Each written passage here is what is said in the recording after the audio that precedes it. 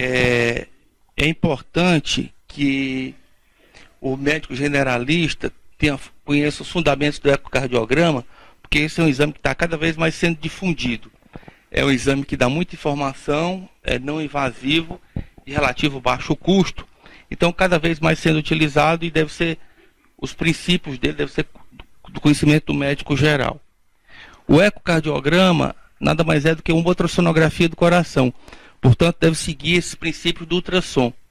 Que princípios são esses? Ele utiliza altas frequências, acima de 20 mil ciclos por segundo, e ele tem as seguintes vantagens: ele pode ser dirigido em um feixe, ele obedece lei de reflexão e refração, e ele pode ser refletido por objetos muito pequenos. No entanto, o ultrassom tem uma má propagação em meios gasosos, razão pela qual a gente não vê pedido de ultrassonografia do pulmão. Pode vir até de ultrassonografia do tórax, mas não do pulmão. Pode passar? Então nós vamos rever aqui os conceitos de onda sonora, de ciclo de onda, de comprimento de onda, de frequência, que é o número de ciclos dividido pelo tempo, e da velocidade, que é a frequência vezes o comprimento da onda. Então nós temos aqui uma onda sonora com a sua pressão máxima e a sua pressão mínima. A diferença da pressão máxima em relação à pressão mínima nós chamamos de amplitude. Nós entendemos como um ciclo de onda o espaço que vai do momento em que a onda sonora corta a linha do zero, vai para a pressão mínima, corta novamente a linha do zero, vai para a pressão máxima e corta de novo a linha do zero. Então a distância entre esses dois pontos chama-se de ciclo de onda. Enquanto que o comprimento da onda é a distância que vai entre dois picos da onda. Então, comprimento de onda e ciclo da onda. Se uma onda sonora caminha no meio homogêneo, ela vai caminhar em linha reta. No entanto, se essa onda sonora mudar de meio, duas coisas vão acontecer com ela. Essa onda vai ser decomposta. Parte da onda vai passar do meio 1 para o meio 2, mas vai passar em direções e sentidos diferentes. E parte da onda vai voltar para o local onde ela foi emitida. Essa parte da onda que passou para o meio 2, nós dizemos que essa parte da onda sofreu refração. E a parte da onda que voltou, a parte que sofreu reflexão. Essa parte da onda que foi refletida é a que vai formar a imagem. Então o aparelho de ultrassom emite um feixe de ultrassom, o feixe de ultrassom bate lá no coração e volta, é refletido, formando a imagem. Você já deve ter ouvido falar em ecocardiograma unidimensional ou modo M e ecocardiograma bidimensional. A diferença física está na frequência de emissão do feixe de ultrassom. No modo M, essa frequência vai de 1000 a 2000 por segundo, enquanto no bidimensional ela vai de 3000 a 5000 por segundo. Para obter as imagens, nós utilizamos transdutores, que nós chamamos de transdutores piezoelétricos. O que quer dizer isso? São transdutores construídos por minúsculos cristais de quartzo que sofrem influência do campo elétrico. Ora, esses cristais de quartzo sofrem expansão, ora, eles sofrem contração, e essa mudança entre a expansão e a contração é que vai formar a imagem. Algumas propriedades físicas do ultrassom. Até aqui não precisa vocês copiarem nada, porque vocês podem pegar a cópia dessa aula aí na hora que vocês quiserem. Tem duas coisas só que eu acho que interessa vocês copiarem. Uma aqui é poder de resolução, porque está incompleto. Poder de resolução é diretamente proporcional à frequência, enquanto a penetração do feixe de ultrassom é inversamente proporcional à frequência. Onde é que nós vamos precisar de um maior poder de penetração? No tórax de um adulto ou de uma criança? Onde é que nós precisamos de maior poder de penetração? No adulto, né?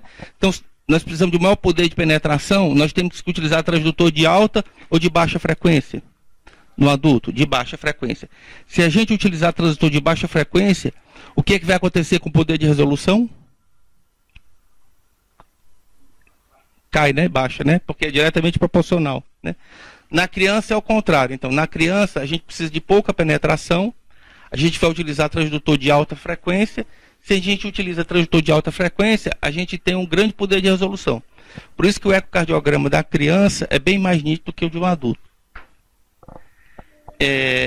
Toda vez que uma substância se interpõe entre o transdutor e o coração, nós dizemos que o feixe de ultrassom sofreu uma atenuação. E se essa atenuação for localizada, nós chamamos isso de sombra acústica. Cláudio, nós estamos com algum paciente com prótese valvar na enfermaria? Metálica ou biológica? Tá.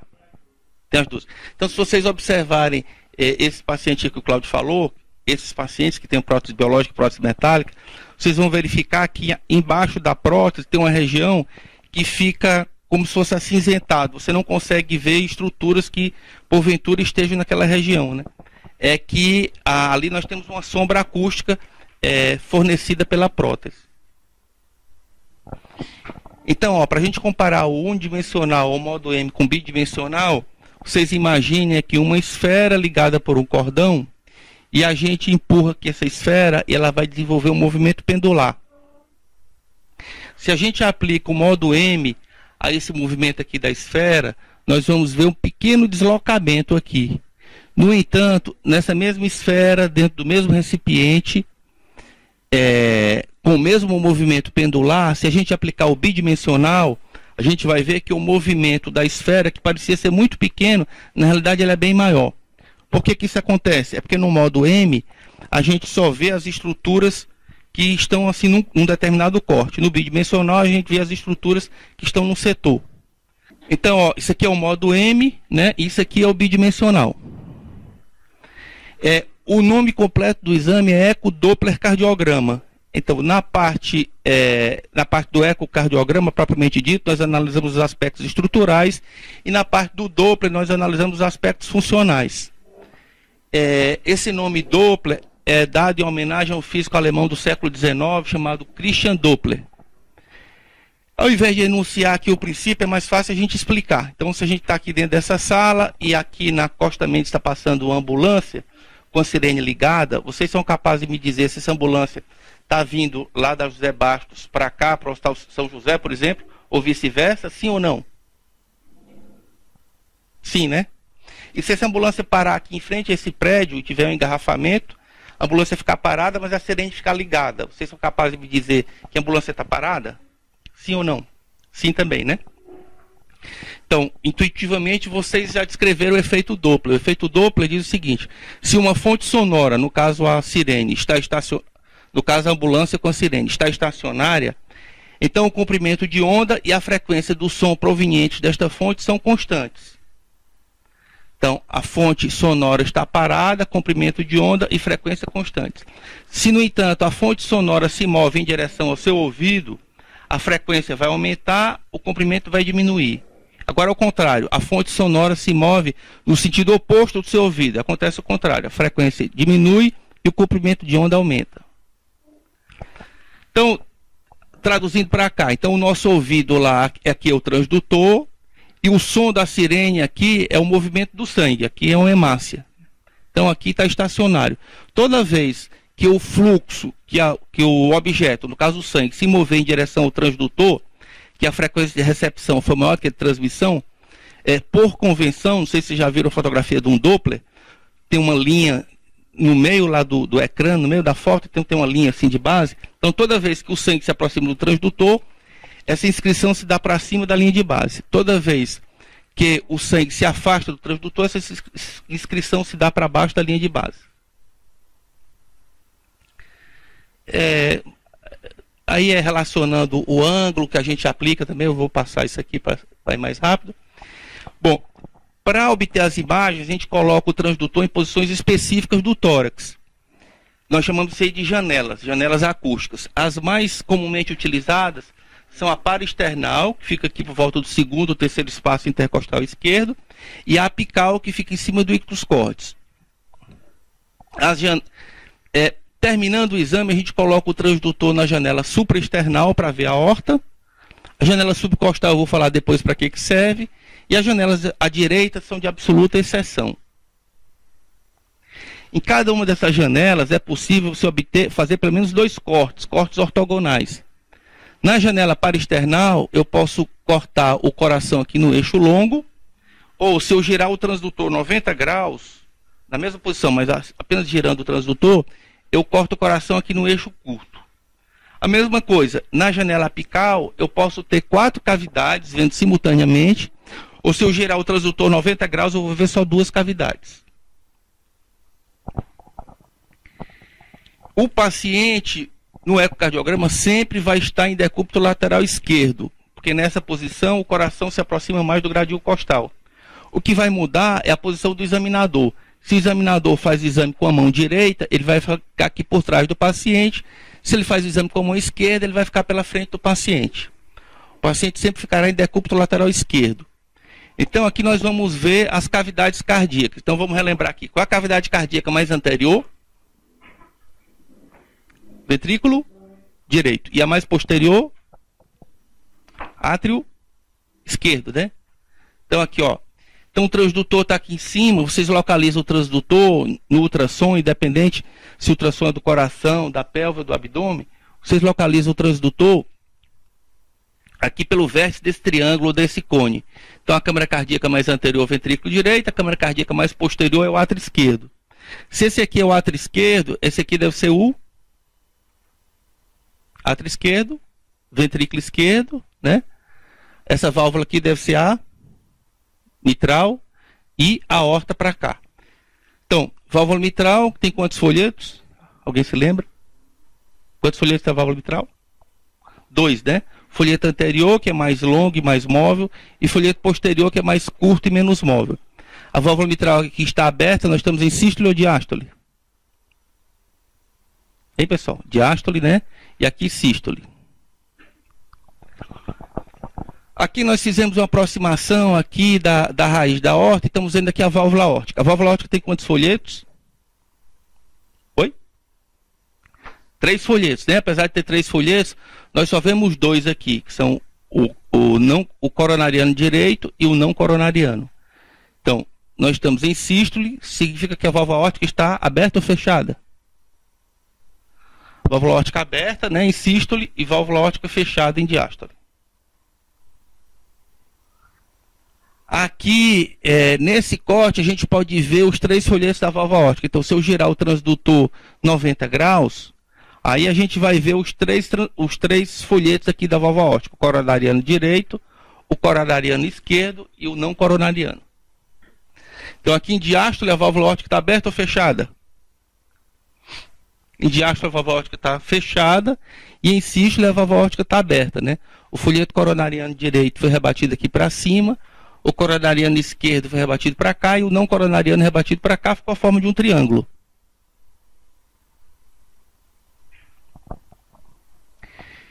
Então, como é que funciona aqui o modo M, aqui dessas imagens? Então, vocês me falaram que a cavidade cardíaca mais anterior é o ventrículo direito, está ele aqui e ele está aqui. E vocês me falaram que a cavidade cardíaca mais posterior é o átrio esquerdo, que está aqui. Se eu passar o modo M aqui nessa região, quais são as estruturas que a gente vai pegar? A primeira é o... Ei, pessoal, passando o modo M aqui, ó, quais são as estruturas que a gente vai pegar? Ventrículo direito, que é esse aqui. Ventrículo esquerdo, né? A gente vai pegar o átrio esquerdo, nesse corte aqui? Sim ou não? Não, né? Então, no modo M, ou a gente vê o ventrículo esquerdo, ou vê o átrio esquerdo. Não dá para ver as duas câmaras esquerdas simultaneamente. Ou a gente vê uma ou vê outra. Então, nós temos aqui o ventrículo direito, nós temos aqui o ventrículo esquerdo. Separando aqui o VD do VE, nós temos o... O que separa o VD do VE? O septo interventricular. E essa parede aqui que se opõe ao septo é a parede... Como é que a gente chama o nome dessa parede? Parede posterior. Nesse momento, o septo se aproxima da parede posterior. Nós estamos em sístole ou diástole? Sístole. Quando ele se afasta, diástole, né? Então, esse corte aqui é importantíssimo para a gente fazer as medidas do coração. Vocês vão ver sempre esse corte aí nas medidas do coração. Nós vamos medir o coração, a medida dele em diástole e em sístole. A cavidade, vamos medir a espessura do septo, vamos medir a espessura da parede posterior. Quanto maior a distância entre a diástole e a sístole, melhor ou pior a contratilidade? Melhor, né? Então a gente pode analisar a contratilidade por duas maneiras. A maneira subjetiva, só olhando, e uma maneira objetiva através de duas fórmulas. Se vocês quiserem copiar a fórmula, é bem simples. As fórmulas são fração de encurtamento e fração de ejeção. Fração de encurtamento é uma medida linear. É diâmetro diastólico menos diâmetro sistólico sobre diâmetro diastólico. Então, quanto maior a diferença entre a diástole e a sístole, maior o valor do numerador, maior o valor da fração. E a fração de ejeção é uma medida volumétrica. Então, onde tem diâmetro, a gente vai colocar volume. Então, a fração de ejeção é volume diastólico menos volume sistólico sobre volume diastólico. Alguém sabe qual é a fração de ejeção normal? 60%, 55%. E a fração de encurtamento normal é acima de 30%.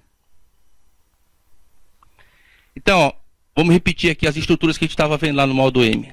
A cavidade cardíaca mais anterior. Vamos lá, pessoal? Esse aqui é o ventrículo direito. Esse aqui é o ventrículo esquerdo. Aqui nós estamos em sístole ou diástole? Em diástole, né? E aqui em sístole. Bom, angulando o transdutor, nós vamos ver aqui a válvula mitral, né? Que se abre durante a diástole, né? As fases da diástole: enchimento rápido, enchimento lento e contração atrial. Então aqui é o folheto anterior e aqui é o folheto posterior. Se a gente continua angulando o transdutor, pode sentar aqui, Gardenial. Se a gente continua angulando o transdutor, a gente vai ver aqui a raiz da aorta e o átrio esquerdo. O transdutor agora está onde? Que local é esse aí? Na janela apical, né? Está em cima do ictus cordis. Se ele está em cima do ictus cordis, a câmara cardíaca, a primeira que nós vamos encontrar aí é o VE, né? Então aqui, ó. Então aqui está o transdutor, aqui está o VE, aqui está o átrio esquerdo, aqui está o átrio direito, aqui está o ventrículo direito. Ou seja, as câmaras esquerdas estão à direita e vice-versa, os átrios estão embaixo e os ventrículos estão em cima. Tem alguma anormalidade aí nessa imagem? Oi? Os átrios estão comunicando. É uma pegadinha, não estão não. Depois eu vou dizer por quê. Porque o septo interatrial e o septo interventricular não estão no mesmo plano. Então, se eu consigo ver o septo interventricular inteiro, eu não consigo ver o septo interatrial. Então, para a gente ver bem o septo interatrial, para dizer que tem comunicação interatrial, a gente não pode usar essa janela aqui apical, usa a janela subcostal, que eu tinha falado que ia dizer para que servia. Então, janela subcostal, que a gente vê o septo interatrial. Então, a gente quase nunca vai ver aqui o septo interatrial em toda a sua extensão. É o QRS do paciente. Não em todo exame a gente coloca, mas o ideal é que colocasse em todo exame, principalmente para a gente relacionar com os fluxos, né? Para ver se aquele fluxo é sistólico ou diastólico, né? Se a gente anterioriza aqui o transdutor, aparece a válvula aórtica aqui no centro, a gente chama isso aqui de janela apical de 5 câmaras e uma janela apical de 4 câmaras com via de saída do ventrículo esquerdo. Então aqui a gente consegue 4 câmaras, se a gente gira o transdutor, a gente vê 2 câmaras. E aqui é para mostrar o Doppler, essa bolinha aqui a gente chama de amostra volume. Ela está dentro de qual cavidade? Hein, pessoal? Está dentro de qual cavidade aqui? Está já dentro do ventrículo esquerdo, né? Nessa posição aqui, o fluxo de sangue se aproxima ou se afasta do transdutor? Se aproxima, né? Portanto, ele é escrito para cima da linha de base, né? Então, enchimento rápido, enchimento lento e contração atrial. Se a gente quiser ver refluxo, o que a gente faz? Pega essa amostra volume e coloca aqui dentro do átrio esquerdo. Se a gente detecta um fluxo negativo aqui só na vizinhança do folheto mitral, a gente diz que a insuficiência mitral é leve. Se a gente detecta até a metade do átrio, insuficiência mitral moderada. Se a gente detecta até o teto do átrio, a insuficiência mitral é severa. Mesma coisa para a insuficiência tricúspide. Que janela é essa aqui? A janela paraesternal, aquela primeira, né? Então, na diástole, o sangue está passando de onde para onde? Do átrio esquerdo para o ventrículo esquerdo. Se aproxima ou se afasta do transdutor? Se aproxima, portanto, ele é vermelho, né? Na sístole, ao contrário, ele se afasta e é azul. Então, existe o Doppler espectral, que a inscrição se dá quando o fluxo de sangue se aproxima, a inscrição se dá para cima da linha de base. No colorido, ele é vermelho. Quando o fluxo se afasta da linha de base, no Doppler espectral ele fica para baixo, no Doppler colorido ele é azul. Que janela é essa aí? Supraesternal, serve para ver a aorta, e essa aí é subcostal, serve para ver o septo interatrial. Finalmente, 5% do volume do laboratório de ecocardiograma é constituído por ecocardiograma transesofágico. Para fazer esse exame, o paciente é sedado, é anestesiado a sua orofaringe com lidocaína spray e é passada uma sonda, que na ponta dessa sonda tem minúsculos transdutores, e que obtém as imagens lá do coração. A gente faz isso aí toda vez que a gente não consegue uma boa janela no ecocardiograma transtorácico, a gente faz o transesofágico. E a gente vai obter imagens com disposição semelhante ao que a gente obtinha lá no transtorácico. A gente pode deixar o transdutor dentro do esôfago, e aí a gente vai observar imagens semelhantes ao que a gente observava no paraesternal longitudinal ou no apical de 4 câmaras. E se a gente introduz mais, vai até o estômago, a gente obtém imagem semelhante à janela paraesternal, corte transversal do ventrículo esquerdo. Pronto, era isso aí. Vamos mostrar os casos, e depois dos casos eu falo para vocês sobre o índice tornozelo braquial. Então pronto, bom dia pessoal, meu nome é Iago, tá? Eu sou I1, eu estou aqui no serviço de cardio da faculdade e eu vou apresentar um caso para vocês, tá bom? Aqui é o RDCL, né, masculino, ele tem 58 anos, casado, católico, motorista, procedente de Fortaleza, natural de Limeiro do Norte, ensino fundamental completo. Passo aqui. Então assim, a história dele é bastante longa, né? Começou no início de junho e vai até os dias de hoje, né? Eu conversei com ele ontem, né, pra me inteirar da história, né? Ele já não lembrava tanto dos aspectos do início, né? Ele disse que confundia um pouquinho as datas, mas eu tentei fazer essa linha do tempo para ficar melhor de entender. Ele disse que no começo de junho ele teve uma dor no dente, né, que durou 2 dias. Aí ele procurou o dentista e foi feita a extração dentária. A dor melhorou no dente, mas ele começou a abrir um quadro de febre vespertina diária, que cedia com Buscopan, mas ficava voltando diariamente, e que ele também relata calafrios, nega sudorese, certo? E ele disse que durou mais ou menos uma semana, mas que ele continuou fazendo uso de Buscopan, certo? Essa febre, e chegou a ter 40, 41 graus de febre.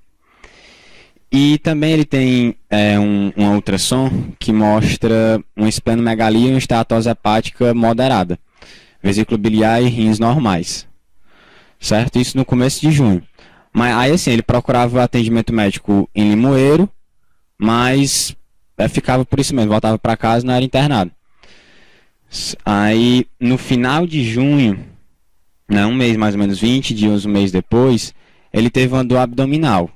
Do abdominal ele disse que era no abdômen inteiro, disse que era uma dor cansada, mas assim, principalmente em epigastro, não estava relacionado com a alimentação, não teve vômitos, que durava mais ou menos uns 5 minutos e passava uma boa parte do dia. Aí ele foi procurar, ele veio para cá e orientaram ele a procurar o São José porque viram que tinha um quadro de febre e uma esplenomegalia, né? Aí ele procurou o São José. Ele foi lá na sexta-feira, pediu várias sorologias para doença infecciosa, deram todas negativas. E a médica resolveu pedir uma hemocultura, que aí foi pedido na sexta, e ele voltou para casa, para Limoeiro, e voltou na segunda, aí procurar a doutora de novo. Aí na segunda-feira veio uma hemocultura positiva, que eu vou mostrar, e posteriormente foi feito um eco, e ele ficou internado lá. Mas vamos... Deixa eu passar aqui. Aí de antecedentes, né, eu contei a história do início. Ele é hipertenso, ele tem essa hipertensão a longa data, que ele não sabe precisar e que ele não fazia uso de medicação. Ele é obeso, tinha etilismo leve, que ele disse que fazia uso de uns 600 a 1 litro a cada 15 dias, então de cerveja, então não era um etilismo importante. Tem um irmão que morreu com neoplasia de pâncreas aos 40 anos. O irmão com problema nos rins, que ele não soube dizer qual era a causa, ele tentou ligar, mas o irmão mora fora do país, ele não soube dizer qual era o problema nos rins. Aí aqui a hemocultura do paciente, né, deu positivo para Streptococcus em 3 amostras, certo? Aqui, aí aqui um eco transesofágico, que ainda é de fora, né, do dia 3 de julho, que tem uma fração de ejeção normal, né, 70%, mas que mostra uma função diastólica com déficit de relaxamento do VE, uma válvula aórtica com presença de vegetação e incompetência funcional, e uma dupla lesão aórtica também, né, com estenose de grau leve e uma insuficiência de grau modelado, uma regurgitação mitral leve também, e o exame foi compatível com a endocardite infecciosa, certo? Aí, aqui um detalhe, só para título de esclarecimento, os critérios de Duke, né, para diagnóstico de endocardite. Os critérios são feitos na presença de 2 maiores, ou 1 maior e 3 menores, ou 5 menores. Os critérios maiores, né, você fazia o isolamento do micro-organismo no sangue, né, que ele tinha, ou então, e você vê a alteração cardiográfica, né, uma vegetação, um abscesso, ou uma deiscência parcial nova em veia prostática, que ele tinha, né, então ele tinha vegetação no eco e tinha hemocultura positiva, então ele tinha 2 critérios maiores, então a gente acredita que ele tem um diagnóstico definitivo de endocardite infecciosa. É uma sensibilidade e especificidade de 80%, esses critérios, certo? Aí continuando, né? Então, quando foi visto que ele tinha endocardite, ele ficou internado no São José, ficou internado por 13 dias, tomando antibiótico, ele referiu que era penicilina cristalina, e ele se sentiu melhor e foi de alta a pedido, certo? Ele disse que estava se sentindo bem e foi para casa. E disse que lá ele voltou para Limoeiro, e que lá ele estava tomando penicilina no hospital regional, certo? Só que aí essa penicilina era complicado porque ele disse que às vezes faltava, aí ele tinha que ir atrás, aí às vezes ele fazia um uso irregular, e ele também não soube precisar a quantidade de dias. E quando começou a faltar, ele procurou outra médica, que passou na verdade ceftriaxona, e ele tomou durante algum tempo também, ceftriaxona, que ele não soube precisar a quantidade de tempo. Se alguém tiver alguma pergunta, pode me interromper, tá bom? Aí pronto, esse daí no final de junho, né? Então ele passou esse tempo, né? Tava tomando esses antibióticos, não tomava outras medicações. E no começo de agosto, final de julho, ele desenvolveu um quadro de uma dispneia. Ele disse que ia para o hospital regional, que era mais ou menos 1 quilômetro. Ele ia e voltava tranquilamente. E que a partir de um certo tempo ele começou a ter que parar, sentindo a dispneia. Na volta, e foi se intensificando. Até na ida ele tinha que parar para respirar. Ele não conseguia mais dormir à noite com a dispneia, né? Quando se deitava, acordava à noite também, a paroxística noturna, uma ortopneia. E posteriormente ele também relatou um edema de membros inferiores.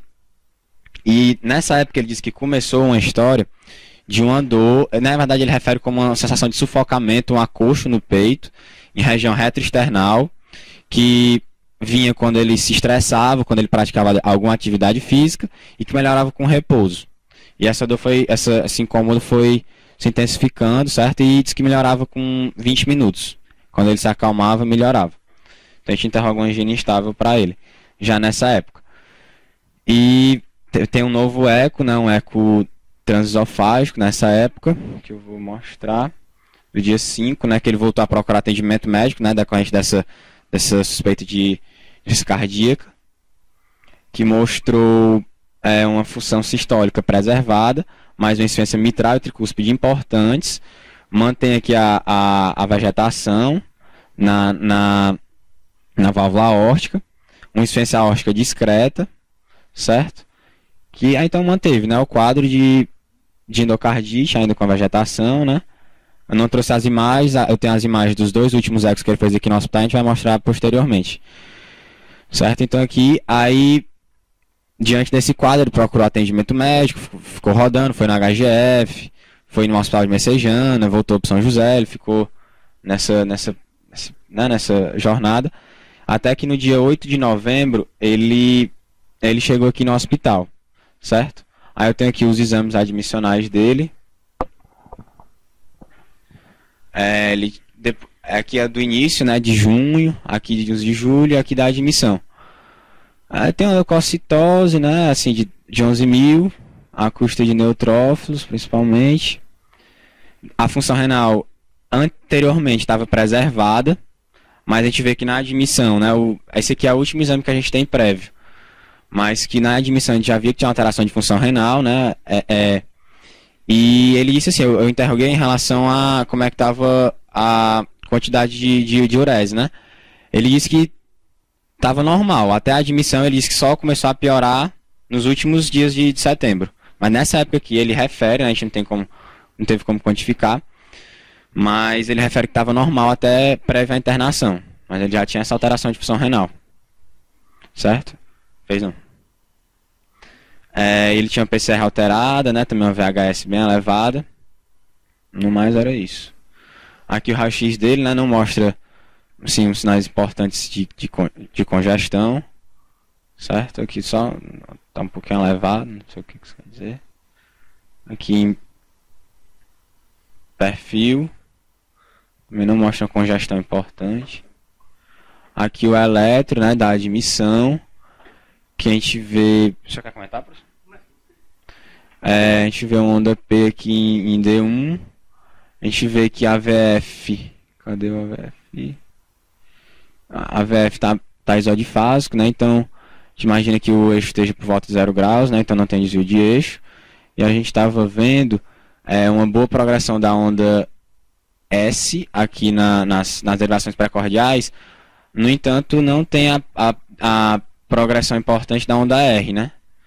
E além disso, parece ter um infra, né, de ST aqui, com infra de T também. Não, infra de ST em V5 e V6. A frequência parece estar por volta de 90, né, normal. Que eu lembro é isso, professor, se eu quiser puder comentar. Roberto, quer comentar aí? Passa aí pra ele, por favor.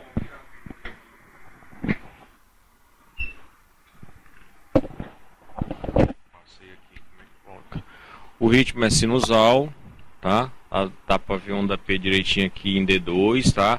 Ele tem uma alteração difusa com a retificação difusa aqui do ST e aqui na parede lateral, mais importante, com um infra discreto aqui. E na realidade ele tem uma zona inativa, antero de V1 a V4 tem um R amputado. Não tem R, não tem nem progressão lenta, né? Tem uma zona de infarto anteroseptal. Tá bom? É isso que eu estou vendo.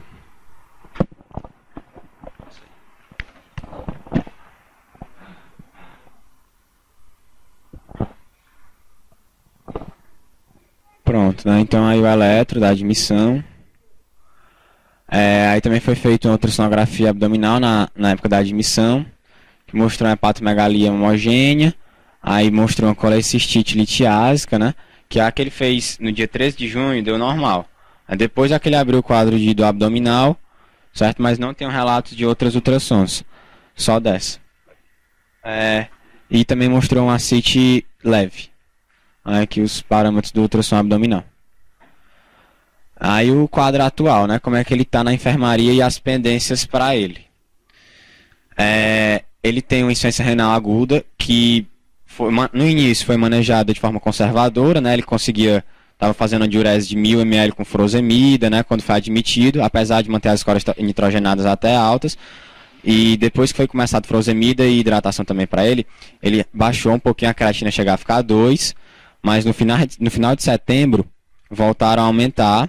E ele fez uma oligoanúria, que a gente achou por bem começar a diálise, né, no dia 29, dia 30, na verdade, fez dia 30, dia 1º, dia 2 e dia 4.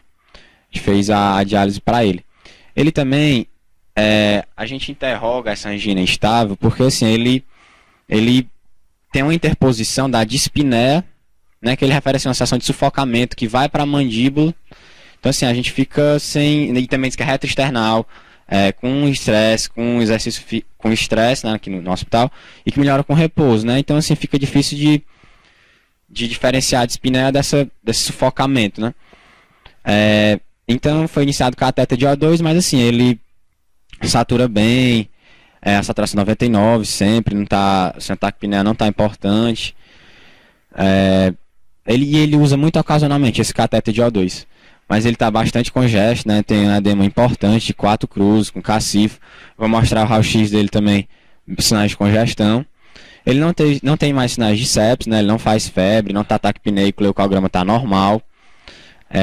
Também não está taquicardíaco. A intenção angina estava interrogada. Ele ainda está em uso de ceftriaxona internado. Ele está há cerca de 25 dias e está 25 dias na ceftriaxona. Certo? E está fazendo uso de antihipertensivos também. Basicamente isso. Aí de exames atuais.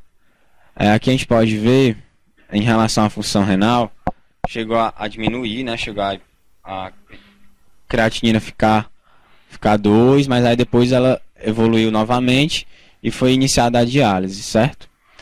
A gente suspeita, né, decorrente desse quadro de insuficiência cardíaca, e a gente estava fazendo uns critérios para diferenciar um NTA de uma insuficiência aguda pré-renal, né? Então, você fazendo a divisão da ureia pela creatinina dá acima de 40. Então a gente imagina que tenha sido pré-renal, a insuficiência renal dele, certo? Aqui a gás arterial dele, que mostra na verdade uma alcalose respiratória, né? Mas assim, nada muito importante, saturação boa. E aqui é 88,5, na verdade, é porque distorceu um pouco o PO2. E acredito que ele estava sem O2, ele usa esporadicamente, eu não estava na hora do exame. Tem um sumário de urina do dia 4, que mostrou proteinúria, cilindros hialinos e granulosos, sais amorfos, não mostrou bactérias, por exemplo.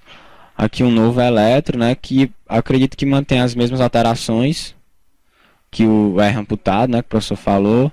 Aqui um S até mais importante, né, uma inversão de um infra de ST, mantém um ritmo sinusal, pelo que parece um DP. O professor quiser comentar? Pronto. Aí aqui o raio-x do dia 4, né? Que a gente vê realmente sinais bastante de congestão. Até assim, tem a impressão também que o coração está maior do que há um mês atrás, né? Acredito que seja isso. Mais algum comentário? Aí aqui, pronto. Aí assim, a dependência para ele seria ele tem a lesão valvar e ele tem essa angina instável, né? Com sinais de isquemia prévia. Aí seria ver a questão de fazer a cirurgia da endocardite, né, para recuperação da válvula. E além disso, também seria ver a questão de uma revascularização miocárdica, né, interrogada. Pois é, aí se você interrogar a revascularização miocárdica, você precisaria fazer o CAT. Então essas são as pendências dele, né? É o CAT e a cirurgia cardíaca, certo? Aí o eco. Aí vamos colocar. O exame físico dele, ele tinha... Não mostrei. Ele tinha da admissão ou atual? O atual, eu descrevi, né? Ele tem os sinais vitais inalterados e ele tem um edema importante, 4 cruzes em 4. Ele tem um sopro, principalmente em borda external esquerda. É sopro de 3 cruzes em 6. Não tem diastólico. Não tem radiação. Isso tem muito no foco aórtico acessório e no foco mitral. E não tem radiações, assim, para outros locais. E não tem frêmito. Aí vamos ver os vídeos lá, o do eco. Acho que o primeiro foi a doutora Cristiane e o segundo foi o doutor Carlos. Tá controlado, cerca de 14/8, às vezes faz até menos, 11. A maioria é 12/8, 11/5. E ele tá fazendo ele faz uso de sustrate, ele faz uso também de espironolactona e caverdilol. Pronto, aí 58. Tá, deixa eu comentar o...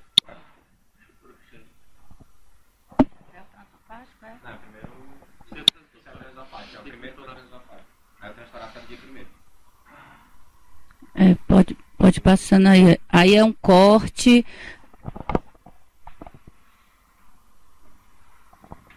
Bom, aqui é um corte do ecocardiograma transesofágico. Agora aqui a gente está vendo o átrio esquerdo, válvula mitral e a aorta, válvula aórtica, né? A gente já nota aqui na válvula aórtica que tem assim já a válvula espessada, né?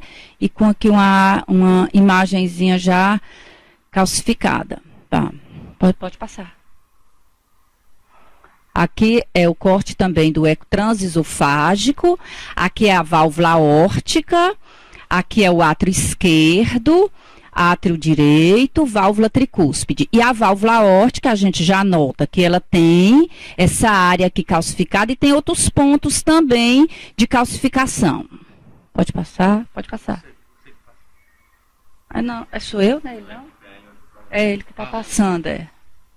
Aqui é outro corte, transesofágico, átrio esquerdo. Aqui é válvula mitral, ventrículo esquerdo, via de saída. E aqui a gente vai ver válvula aórtica, início da aorta ascendente. Mais uma vez, mostrando aqui a válvula aórtica com áreas de calcificação. Aqui outro corte, átrio esquerdo, válvula mitral, ventrículo esquerdo. Mostrando a válvula mitral de aspecto morfológico normal. Pode passar.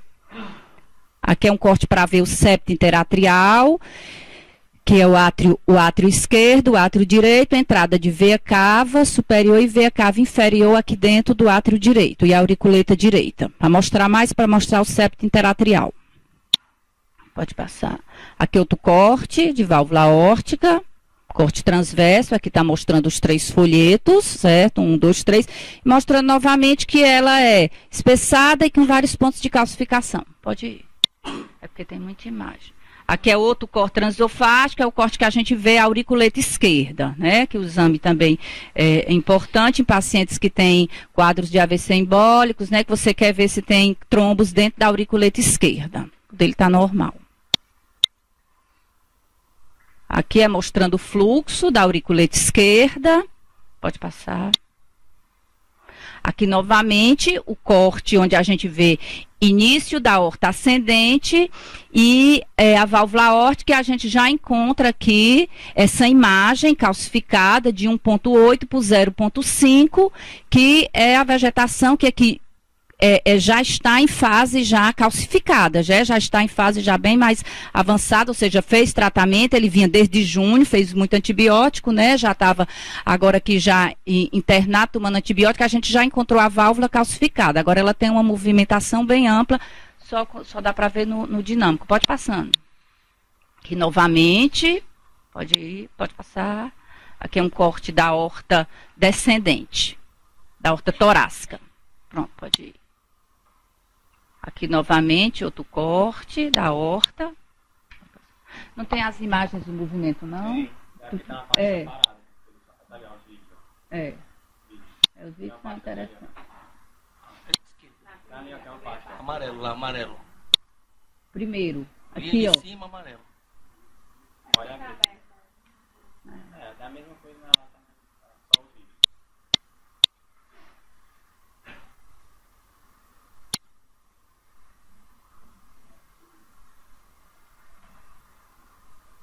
Aqui, aquele corte que que eu tinha mostrado a vocês, né? E a gente vê aqui a imagem da vegetação oscilando, né?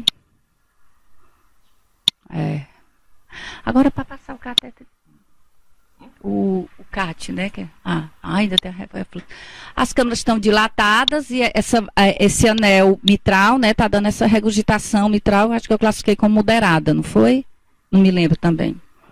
Pronto, pode ir. Aqui, mostrando a válvula aórtica, né, no corte transverso, aquele que eu tinha mostrado, e a gente vê aqui a imagem da vegetação. Pode passar? Fluxo, não, pode passar, pode passar. Aqui, novamente, ó, a gente vê ela oscilando bastante.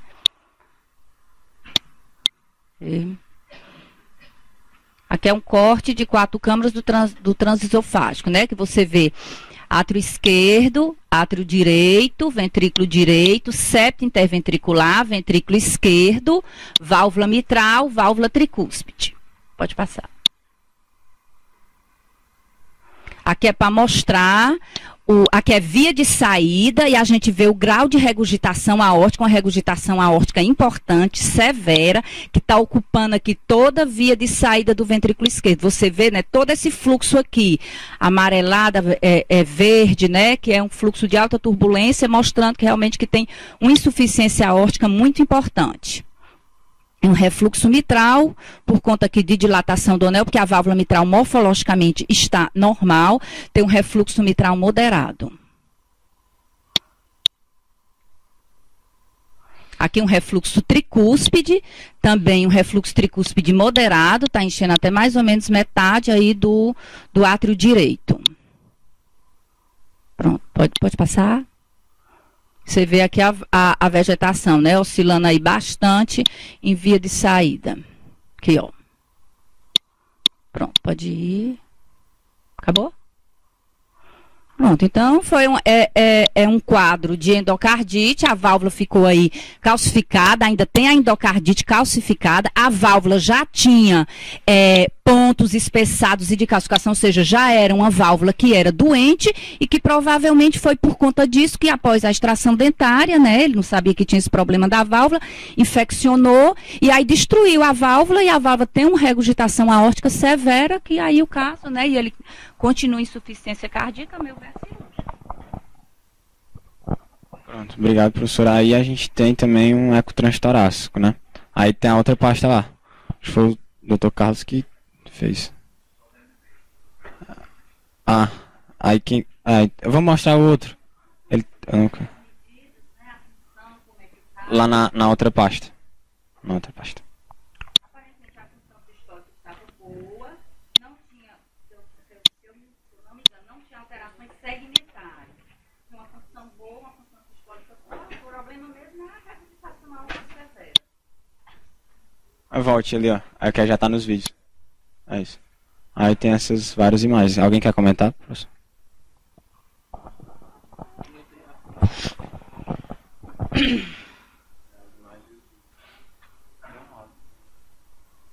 Pode passar. Aqui é o ecotranstorácico. Aqui é o ecotranstorácico, o doutor Ricardo estava aí mostrando para vocês, né? Isso aqui é um corte longitudinal, né? Ventrículo esquerdo, septo interventricular, ventrículo direito. A válvula aórtica, a gente já anota aqui, né? A vegetação e o átrio esquerdo, válvula mitral e início da aorta ascendente. Pode passar. Aqui medindo o átrio esquerdo aumentado, né? 42. Pode ir. Mostrando o refluxo mitral, né? No mesmo corte longitudinal, mostrando o refluxo mitral. Pode passar. Aqui mostrando o refluxo aórtico, no mesmo corte, e enchendo toda a via de saída do ventrículo esquerdo. Pode mostrar. Aqui mostrando a vegetação. Pode ir. Aqui mostrando um ventrículo esquerdo bem dilatado, de 72 milímetros, com uma função sistólica normal. Parede septal, parede posterior aqui pelo corte do modo M, está com a contração preservada. Pode passar. Pode passar. Aqui mostrando fluxo pulmonar, pode passar. Aqui é um corte apical de 4 câmaras, ventrículo direito, septo interventricular, ventrículo esquerdo, átrio direito, válvula tricúspide, septo interatrial, átrio esquerdo, válvula mitral, e a gente vê aqui justamente na área, né, da válvula aórtica, porque aqui ela está fechada, mas a gente já vê que tem áreas de calcificação. Pode mostrar. Aqui é fazendo o cálculo do volume do átrio esquerdo, que está aumentado, né, a gente já viu que o diâmetro estava aumentado. Pode passar. Mostrando um refluxo mitral moderado, atingindo aqui já a metade do átrio, né? Quase chegando na ponta, pode ir. Aqui mostrando o fluxo mitral. Pode ir. Aqui fazendo o tissular do anel mitral, onda é linha, onda A linha, pode ir, o próximo. Aqui novamente, só o tissular do anel mitral, pode ir. Aqui fazendo a função ventricular direita, o tissular do anel tricúspide, mostrando que a função também está normal, pode ir. Aqui mostrando o refluxo tricúspide, né? Vocês estão vendo aqui que é o corte apical de 4 câmaras. Aqui é a válvula tricúspide, um refluxo tricúspide também moderado, né? Enchendo pelo menos aí metade do átrio direito, né? Atingindo a metade do átrio direito. Pode ir o próximo. Aqui fez um refluxo tricúspide para poder fazer a medida da pressão sistólica da artéria pulmonar. Aqui deu 46 e a gente soma com com ou 5 ou 10, dependendo do tamanho da veia cava.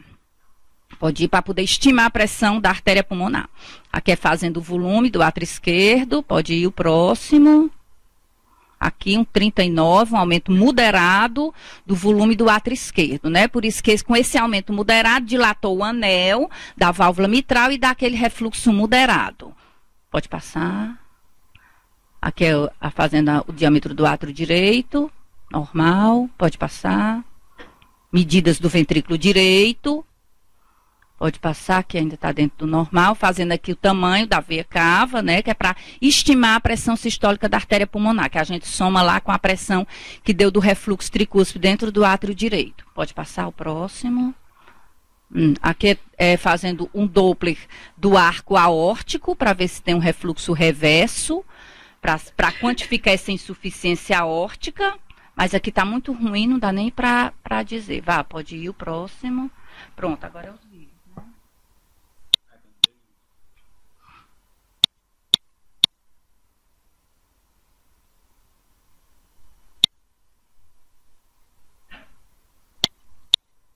Aqui é o vídeo do eco transtorácico, corte longitudinal, né? Ventrículo direito, ventrículo esquerdo. Pode só rodar aí um pouco. Pronto. Para mostrar aqui, ó, né? Ó, a imagem da vegetação, né? Aderida aqui à face ventricular do folheto coronariano, da válvula aórtica, e oscilando com os movimentos cardíacos. Pode ir.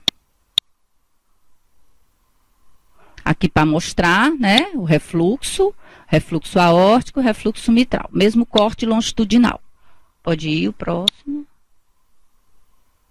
Aqui é o corte transverso da válvula aórtica. Mostrando aí a válvula bem calcificada e com uma vegetação. Pode ir o próximo. Acabou? Pronto, então pelo transtorácico, um ventrículo bem grande, com uma função preservada, a vegetação, a insuficiência aórtica importante, refluxo mitral secundário, por conta da dilatação do ventrículo e da dilatação do átrio, né, pela sobrecarga volumétrica, dilatou o anel, deu uma insuficiência tricúspide moderada, uma insuficiência mitral moderada, uma insuficiência tricúspide também, de grau moderado, e com um grau de hipertensão pulmonar.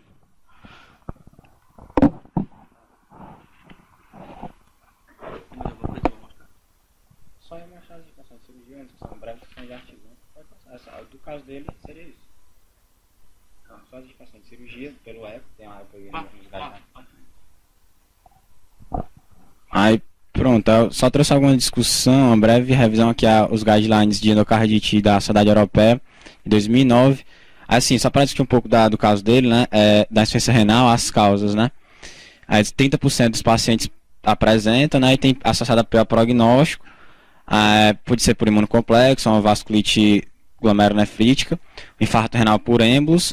A causa dele a gente acredita ter sido essa, né? Uma disfunção hemodinâmica, que pode ser por causa da insuficiência cardíaca, ou então um choque séptico, ou então pós-cirúrgico, né? Pode ser também por uma toxicidade de antibióticos, né? Vancomicina, aminoglicosídeo, ou então até dose alta de penicilina, pode ser do caso dele, né? Ele não sabe referir bem.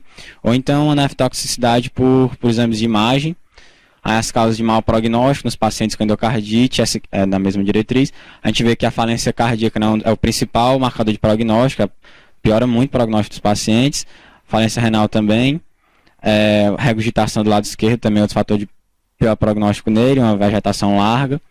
Né, os deles seriam esses. Aí aqui os guidelines americanos, né, de endocardite 2005.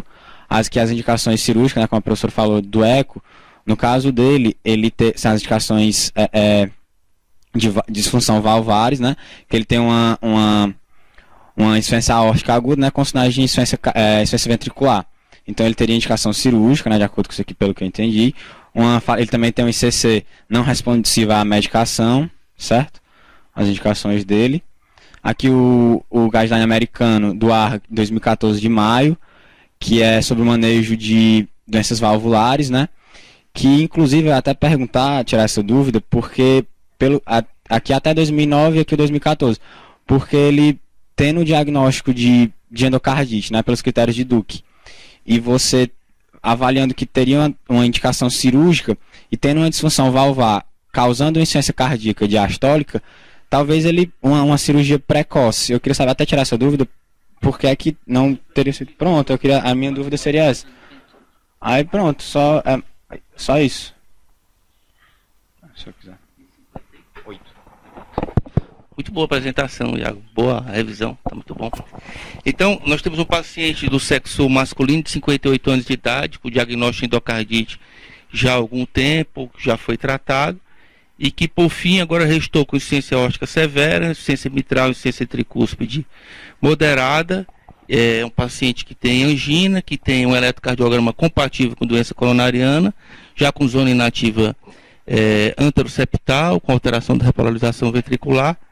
E a dúvida, bom, primeiro em relação ao tempo da cirurgia, se já está no tempo correto, depois, qual se deve abordar, além da válvula aórtica, se deve abordar também mitral e tricúspide.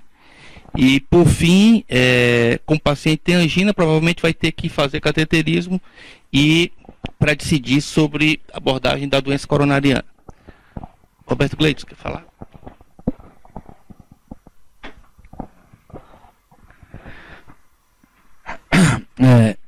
Então, os problemas do paciente, na verdade, são esses, né? Endocardite infecciosa, evoluindo com complicação, com insuficiência cardíaca, insuficiência renal, né? E possivelmente uma doença coronariana associada. Com relação a endocardite, o primeiro questionamento já foi tratado completamente clinicamente ou ainda, porque pelo que me consta, foi feito de uma forma irregular, né? Ele ainda continua com algum sintoma sistêmico de febre ou adinamia, alguma coisa desse tipo? E ainda continua com antibiótico? Quantos dias? 25º. Praticamente quase concluindo, né? Chegar pelo menos a 4 semanas. Não resta dúvida que é cirúrgico, né? Com relação à válvula aórtica, tem que ser corrigido cirurgicamente. Com relação à mitral, me parece que é mais por uma dilatação, né, do ventrículo. Me parece que não vai ser necessário trocar a mitral. E a tricúspide, por garantia, melhor fazer uma plastia tricúspide para uma segurança. No resto dúvida que vai ter que fazer o CAT, mesmo que ele não tivesse essa possível clínica de angina, teria que fazer pela idade, né? Para mim não ficou muito claro essa angina dele, não está muito claro. Ele tem fatores de risco para doença coronariana, é diabético, tabagista.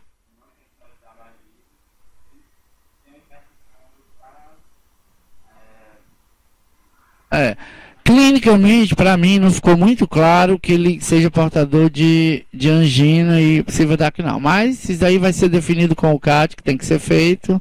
Cuidado com a função renal, né? Haver piora pelo contraste pelo CAT da função renal. E a gente tem que ser preparado para cirurgia. Acho que não resta dúvida que vai ter que ser tratado cirurgicamente.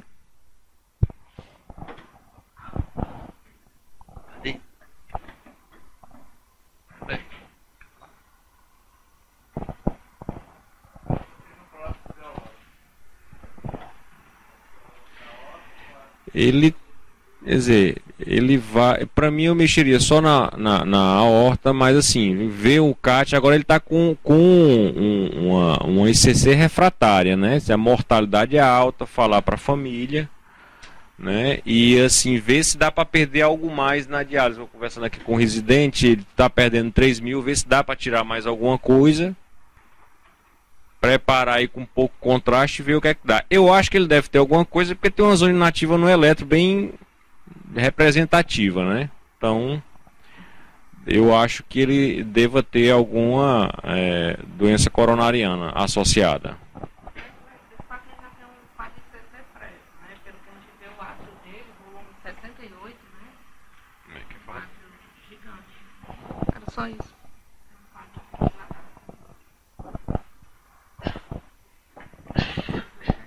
Iago, eu quero lhe parabenizar, você realmente apresentou o caso muito bem, você estava por dentro de tudo que a gente perguntou, você estava sabendo os dados do paciente, certo? Apresentou a apresentação também dos slides muito boa, né? Fez inclusive uma revisão, tá? Você está de parabéns. Para mim, né, eu acho que trocar a válvula, realmente vai ter que fazer o CAT, aparentemente no eco não tinha alterações isquêmicas, tinha um VE muito grande, né, essa alteração aí que tem, pode ser só, não sei, né, por conta da sobrecarga ventricular, mas de qualquer maneira ele tem que fazer o cateterismo, e a válvula mitral e a válvula tricúspide, eu acho que é tudo isso em consequência né, de toda essa sobrecarga volumétrica. Pode ser que tudo isso aí melhore, né, tá com hipertensão pulmonar também, por isso que eu acho que esse refluxo tricúspide também, né, fica já moderado. Eu acho que isso aí pode ser que resolva só trocando mesmo a válvula aórtica, né? Agora ele está cheio de complicações, né, a mais, né? Um risco grande que esse paciente tem é de perder definitivamente a função renal, né? Mas não tem como fugir do risco, porque o cateterismo é mandatório porque se trata de doença multivalvar, com discussão se vai ou não intervir sobre a válvula mitral e tricúspide, e porque tem mais de 50 anos de idade, tem zona inativa, tem muita coisa para ter doença coronariana. Então, usar contraste não iônico, a menor quantidade possível de contraste, não dá para evitar a ventriculografia, porque tem que se estimar de novo o grau de insuficiência mitral. Eu acho que o que tem de certo é uma abordagem sobre a válvula aórtica, isso aí não há dúvida, e possivelmente abordagem de coronária, dependendo do resultado da coronariografia. Em relação à válvula mitral e válvula tricúspide, eu acho que é uma decisão difícil, né? Aguardar, ver se o cateterismo contribui com mais algum dado sobre a insuficiência mitral e a insuficiência tricúspide, e discutir com o cirurgião para ver se aborda ou não.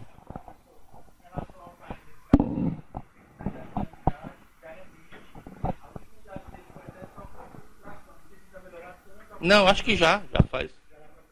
Já. Só coronária. Só coronária. Acho que vai ter que fazer ventriculografia, se tem dúvida, insuficiência mitral, o eco intraoperatório transesofágico, se fosse possível, talvez fosse interessante, né? Que você corrige, põe a prótese aórtica e reavalia como é que fica a mitral e a tricúspide.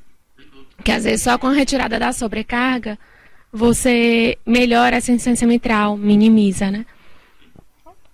Bom dia, meu nome é Raquel Evangelista, sou I3 aqui da FAMED, da UFC, e estou rodando esse mês no serviço de cardio. Eu estou trazendo hoje um caso clínico de uma paciente que deu entrada no dia 1º de outubro, e vou fazer a identificação aqui primeiro dela e para a gente poder destrinchar melhor o caso dela.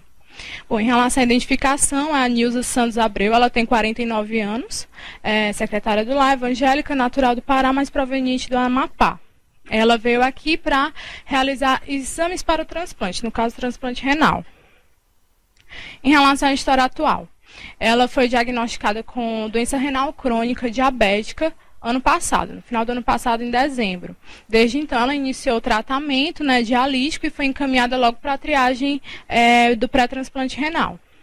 E, assim, em relação a essa DRC, né, ela apresenta, em relação à sintomatologia atual, ela apresenta uma tosse seca, que coincide com a época do diagnóstico de DRC, ou seja, há cerca de 1 ano, associada a uma dor precordial de moderada intensidade, de caráter esporádico, certo? Aí ocorrendo prioritariamente no período vespertino, de acordo com ela e o acompanhante, né, no caso o marido. Essa precordialgia não tem nenhuma irradiação e ela não consegue relacionar fatores de melhora ou piora, somente essa associação com quadro tussígeno. E sobre a doença pregressa, né? Ela tem diabetes mellitus tipo 2, há cerca de 24 anos, né? Porém apresenta mau manejo clínico, isso de acordo com ela e com o acompanhante, né? Que ela era acompanhada no posto de saúde, porém tinha vários picos glicêmicos enfim, e permanece descontrolada até hoje, mal acompanhada durante esse período, né? O marido relata que ela vem apresentando uma melhora dos picos glicêmicos após, e também dos pressóricos após a hemodiálise, acompanhamento dialítico. E há 5 anos ela foi diagnosticada com hipertensão arterial, também de difícil manejo medicamentoso, necessitando, e algumas vezes a emergência para fazer esse controle pressórico. E em agosto de 2012, ela iniciou uma perda de acuidade visual, né, progressiva bilateral. No caso, eu interroguei se estava relacionado, né, que é o mais provável estar relacionado com uma retinopatia diabética. E em setembro de 2013, ela iniciou um quadro agudo de edema em face e extremidades, além de mal-estar geral com picos pressóricos e glicêmicos, além de oligúria. Ela foi à emergência algumas vezes durante o período de setembro a dezembro desse período, né, desse ano de 2013. Porém, o diagnóstico só foi consolidado em dezembro de 2013, no caso, nefropatia diabética, que infelizmente nós não temos o resultado de biópsia renal, a gente só tem os laudos da nefropatia, e já iniciou a hemodiálise nesse período, né? No caso, ela fez o diagnóstico, na outra semana, de acordo com o marido, ela já iniciou a hemodiálise. Em relação aos hábitos, ela nega etilismo, ela foi tabagista durante 1 ano, mas não sabe mensurar quantos cigarros por dia ela fumava. Isso foi dos 15 aos 16 anos de idade dela. Em relação à história familiar, ela tem muitos parentes com diabetes mellitus tipo 2 e inclusive, alguns parentes já faleceram devido às comorbidades, né, no caso, cardiopatia. Mas essa história ela é bem mais acentuada no lado paterno da família. Em relação à IOA, bom estado geral, ela é um pouco hipocorada, é uma cruz em 4, anictérica, orientada cooperativa, na cabeça, né? O que eu pude perceber de alteração é que ela tem essa baixa acuidade visual bilateral, não percebi nenhuma alteração no aspecto neurológico. Cardiovascular, ela tem essa hipertensão de difícil manejo, porém que foi melhorado o status pressórico dela depois da hemodiálise. E em relação ao aparelho respiratório, né, ela apresenta essa tosse seca há cerca de 1 ano, com essa dor precordial associada sem radiação. Gênito urinário, ela queixa-se de pouca quantidade de urina há cerca de 1 ano, né? O marido relata que é mais ou menos uns 200 a 300 ml de urina por dia. E atualmente, depois da internação, ela vem relatando um quadro de disúria leve. A osteomuscular não vi alterações, endócrino, essa diabetes mellitus tipo 2. Em relação ao exame físico, durante a admissão ela ainda estava meio torporosa, que foi após o CAT, né? Ela fez o CAT e logo em seguida ela veio para a enfermaria. Estava hipocorada, uma cruz em 4, afebril, anictérica orientada cooperativa. Em relação ao pelifâneros, ela estava hidratada e elástica, cabeça sem abaulamentos ou massa, tórax, 2 tempos, ritmo cardíaco regular. Ela tem esse sopro em carótida esquerda, mais ou menos 2 cruzes em 6. E em relação à ausculta pulmonar, murmúrio vesicular presente, porém diminuído em base de hemitórax esquerdo, com leves crépitos sem sibilos. Abdômen flácido, indolor palpação, não tinha visceromegalias e as extremidades sem edema. Aqui nós temos o ECG. Ela tem onda P. O ritmo é aparentemente sinusal, né? Ela é uma... ela tem onda P presente, é um ritmo sinusal, ela tem regular, a frequência é de mais ou menos 71 a 72 batimentos por minuto.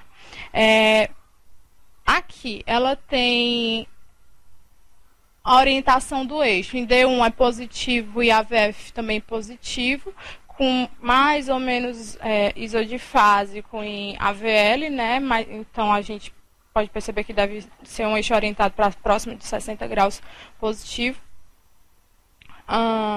Ela tem aqui um aumento da onda P, né? Em V1, é o critério de Morris, né, doutor?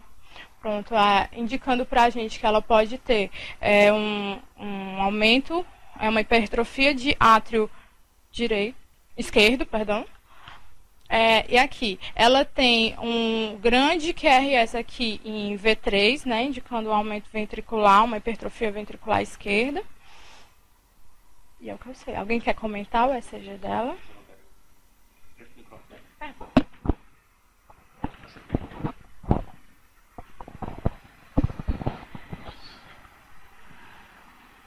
Bem, eu achei esse eletro muito semelhante ao do paciente prévio. É igualzinho. Será que não tá copiado não, hein? O ritmo sinusal, né, com alteração difusa de repolarização, principalmente aqui na parede lateral, com a zona inativa, e como é mulher aqui, ela tem os sinais de sobrecarga ventricular esquerda, né, que é eu sempre esqueço esse que é 20 para mulher e 28 para homem. Não sei se é o Cornell. É o Cornell, né? Eu sempre esqueço. E é isso. E vamos ver se não é o mesmo eletro, porque para mim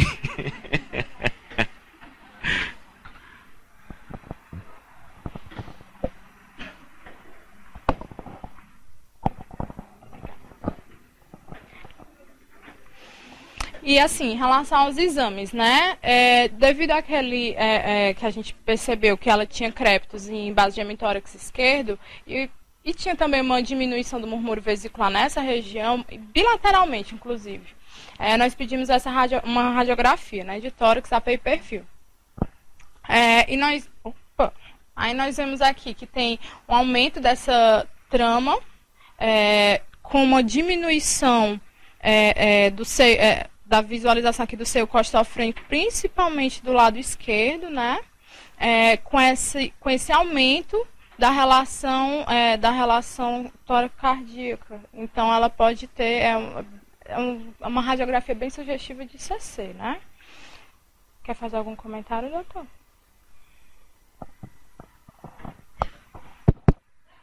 Eu acho que tem derrame pleural bilateral, mais à esquerda.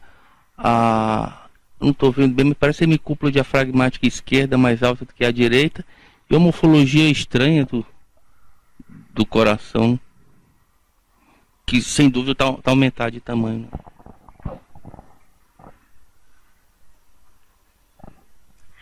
Bom, em relação a exames prévios, né? Como ela está nessa avaliação de pré-transplante, ela tem alguns exames prévios já. No caso, ela tem um teste provocativo de isquemia de abril de 2014, que, em relação ao exame, né? Um teste de resposta normal e esforço, né? Que ela não apresentou alterações do ritmo sinusal. Está dentro dos limites de normalidade, não tem alterações de segmento ST. Nós trouxemos hoje o eco, mas nós temos esse eco lá da cidade dela, lá do Amapá, que foi de fevereiro de 2014, que ele mostra uma fração de ejeção de 60%, isso, com um fluxo mitral, revela uma onda A maior do que E. Em relação aos exames laboratoriais, né? Ela tem aqui alteração de glicemia de jejum, né, bem alterada. Ela tem realmente essa função renal bastante alterada também, com uma creatinina de 6,1, ureia de 108. Uma ferritina também aumentada, índice de saturação de transferrina de 18%. Ela tem essa alteração do perfil lipídico também, com aumento do colesterol total, principalmente à custa de LDL, né? E a hemoglobina glicada mostrando que ela realmente tem um status glicêmico bem alterado a longo prazo. Sorologias, todas normais, ela só apresentou realmente esse PTH um pouco mais elevado. Bom, aqui é um corte longitudinal do ventrículo esquerdo. Peraí, cadê? Ai, tá aqui. Não, vou voltar aquele outro primeiro. É um corte longitudinal do ventrículo esquerdo, né? Ventrículo direito, septo interventricular, ventrículo esquerdo, parede posterior, válvula aórtica, início da aorta ascendente, átrio esquerdo, válvula mitral. Pode, por favor, rodar? Rodar. Então a gente vê que tem uma hipocinesia difusa do ventrículo esquerdo aqui, tanto parede septal como parede posterior, tudo com hipocinesia difusa. Eu fiz a medida do ventrículo, do átrio, eu não encontrei, não estava aumentado aí pelas medidas, né? Pode passar o próximo. Aqui é o corte transverso do ventrículo esquerdo, ventrículo direito, com músculos papilares, para mostrar, né, na cinética aí, que tem hipocinesia difusa de todas as paredes. Tá, o próximo. Aqui é um corte apical, de 4 câmaras, né, ventrículo direito, septo interventricular, ventrículo esquerdo, os átrios, válvula mitral, tem uma hipocinesia difusa de todo o ventrículo. Tá, o próximo. Aqui é um corte de 2 câmaras, ventrículo esquerdo, válvula mitral, átrio esquerdo, para mostrar também que a gente encontra toda essa hipocinesia difusa de todas as paredes. Tá, pode mostrar o próximo. Agora aqui é ainda um longitudinal para mostrar que ela tem um refluxo mitral de grau leve para moderado. Certo? O próximo, agora é as fotos, né? O próximo é foto agora. Pode passar, não, tem as fotos. Agora é na ordem. Acho que a partir daqui Aqui é o corte, né? O exame estático, né? Mostrando aqui o refluxo mitral. O próximo. A válvula mitral é morfologicamente normal. Fiz a medida aqui do átrio esquerdo, de diâmetro normal. Pode passar. Aqui para mostrar o tamanho do VE, que deu 52, com a fração de ejeção pelo teicos de 42%, ou seja, uma disfunção moderada do ventrículo esquerdo. O volume está dentro do normal, né? E o índice de massa, está um pouquinho aumentado o índice de massa, né? Que é para a mulher, né? Até 98, Então tem um aumento da massa, do índice de massa do ventrículo esquerdo. Pode... Aqui é um fluxo mitral para mostrar que ela tem uma disfunção diastólica também. Aqui no quadro da paciente eu tinha dito que era moderada, mas não, é importante, porque tem um tempo de desaceleração muito rápido, com uma onda E bem grande, com uma onda A pequena, uma disfunção diastólica importante. Pode passar o próximo. Aqui o tissular para mostrar, né, a relação é linha, mostrando realmente tem uma disfunção diastólica importante. E aqui um refluxo tricuspídeo, 28, para ela eu somei, deu em torno de, somei só 3, deu 31 a pressão da pulmonar, aqui no momento está normal, certo? E eu fiz também o Simpson, porque infelizmente não deu ele não armazenou a foto da função do ventrículo esquerdo pelo método de Simpson, né, que ele é mais fidedigno ainda do que o Teicos, porque a gente vai fazer o mapeamento do ventrículo, né, pelo bidimensional, tanto no 4 câmaras como no 2 câmaras, e deu uma fração de ejeção de 35%, ou seja, aí no limite ente moderado importante. Então, é uma paciente que tem uma disfunção sistólica moderada, importante, e uma disfunção diastólica importante, com hipocinesia difusa de todo o ventrículo esquerdo e um refluxo mitral. A válvula mitral está de aspecto normal e um refluxo mitral leve para moderado. Com pressão sistólica de artéria pulmonar está, no momento, dentro do normal. Bom, então aqui nós temos uma coronariografia esquerda. Você sabe que nós temos 2 coronárias, a direita e a esquerda. A esquerda tem um tronco e se divide em 2 coronárias que são tão importantes que é como se o coração tivesse 3 coronárias. Elas são a descendente anterior, que irriga a parede anterior do coração, e a circunflexa. Da coronária esquerda, o tronco dela parece ter uma leve estenose aqui distal. Tanto a descendente anterior quanto a circunflexa são bem finas, com múltiplas irregularidades. Eu não estou vendo assim um ponto de obstrução maior. Pode passar o próximo. Lá estava no oblíquo direito, agora o oblíquo anterior esquerda. A coluna do paciente está à esquerda dele, né? Está à nossa direita, o oblíquo anterior esquerda. A gente vê aqui a circunflexa em cima da coluna e a descendente anterior para o lado de cá. De novo as artérias assim finas, comuns no indivíduo diabético, as artérias com baixo fluxo, finas. Assim, a dúvida se eu não vejo nenhum. Eu não teria certeza não, Roberto. Agora, o fato dela estar fina, sem dúvida, pode ser que ela tenha fechado todas as duas, né? Pode passar a próxima. Um spider para ver a saída agora das coronárias. O tronco, a gente vê que não tem lesão o tronco não tem lesão coronária significativa. É isso que o Dr. Roberto está falando, é isso aqui. Circulação colateral para a coronária direita, significa que a coronária direita deve estar fechada. Aí a coronária direita, uma artéria que tem forma de C. Não, está fechada não. Tem lesão severa, lesões severas, múltiplas. Lesão severa aqui na interseção do terço médio para o terço distal. Lesão severa aqui no terço proximal. Possivelmente ela fechou e foi recanalizada. De novo a coronária direita, um oblíquo anterior direita.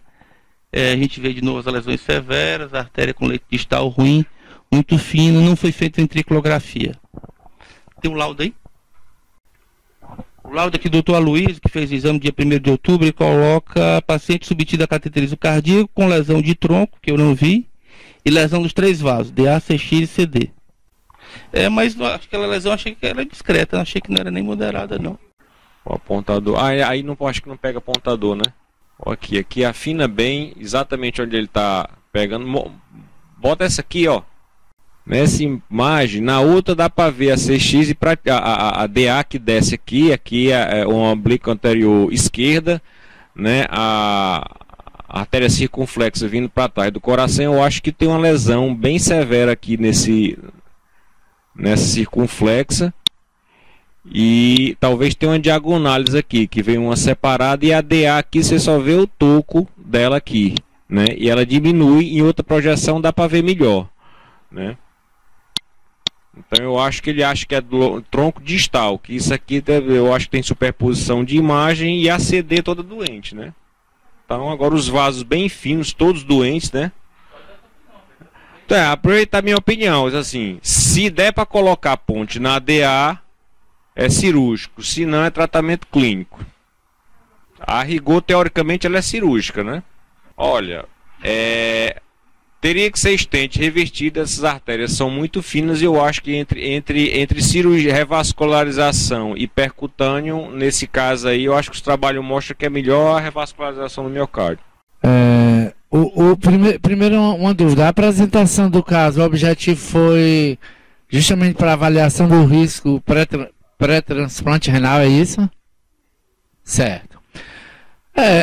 Aí não resta dúvida que é uma doença multiarterial, né? Por conta do diabetes, os vasos, de modo geral, ruins, né? A questão é saber se dá ou não para revascularizar cirurgicamente, né? Porque como ela é diabética, melhor que seja uma revascularização cirúrgica. A questão é só se é possível ou não, ou se valeria a pena ou não. Se essa DA ela é fina por conta de doença difusa da artéria, ou é por conta de um enchimento muito lento, por conta de uma possível oclusão total, que depois foi recanalizada espontaneamente. Então a dúvida é isso. Então eu acho que tem que ser visto pelo cirurgião. Se for possível revascularizar a DA principalmente, né? Então seria indicação cirúrgica. A questão é só se é possível ou não revascularizar cirurgicamente. Então nós temos uma paciente de 49 anos de idade, diabética, que a gente vê o comportamento do diabetes no metabolismo de cada indivíduo como é diferente, né? O paciente antes de 50 anos de idade já evoluiu para insuficiência renal dialítica com indicação de transplante e tem um péssimo padrão arterial, provavelmente difuso, mas que a gente vê aí coronariano. Retinopatia, quer dizer, todas as complicações que pode ter. Obviamente não é um caso que dê para tratar por via percutânea, porque as lesões são muito difusas, e eu acho que ela é inoperável. Quem vai decidir isso aí é o cirurgião. Quem vai decidir isso aí é o cirurgião, mas eu não vejo onde colocar enxerto aí não. Acho que no final quem vai decidir é o cirurgião.